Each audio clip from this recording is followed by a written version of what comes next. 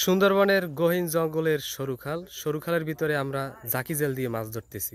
তো এখানে আসলে মাছ ধরতে সাহস লাগে, সেটা আমাদের এই যে কিছু ভাই ব্রাদের সাথে দেখা হইলো, তারা যেটা বলল, মাছ ধরতে হলে প্রচুর সাহসের প্রয়োজন। কারণ হচ্ছে আপনি যেদিকে তাকাবেন এই যে ঘন জঙ্গল, যেদিকে তাকাবেন ঘন জঙ্গল।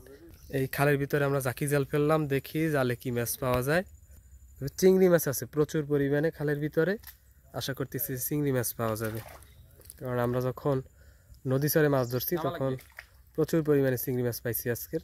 তো খালের ভিতরে আশা করতেছি চিংড়ি মাছ পাওয়া যাবে। শ্বাসমূল, প্রচুর শ্বাসমূল থাকার কারণে জাল তোলা যাইতেছে না। শ্বাসমূলগুলো আমি আপনাদের দেখাচ্ছি, দেখি তার আগে কি মাছ পাওয়া গেছে মাছ। পার্শে মাছ আছে জালের ভিতরে, এই মাছগুলো দেখি আমরা। এই যে মাছ, চিংড়ি মাছ উঠছে।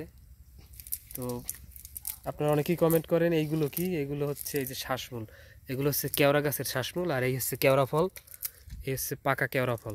তো এগুলো হচ্ছে হরিণের খুবই প্রিয় খাদ্য, এই যে কেওড়া ফল আর ঘেওয়া গাছ, আর হচ্ছে কেওড়া গাছ বড় বড়, এই যে দেখেন সরু খালের ভিতর।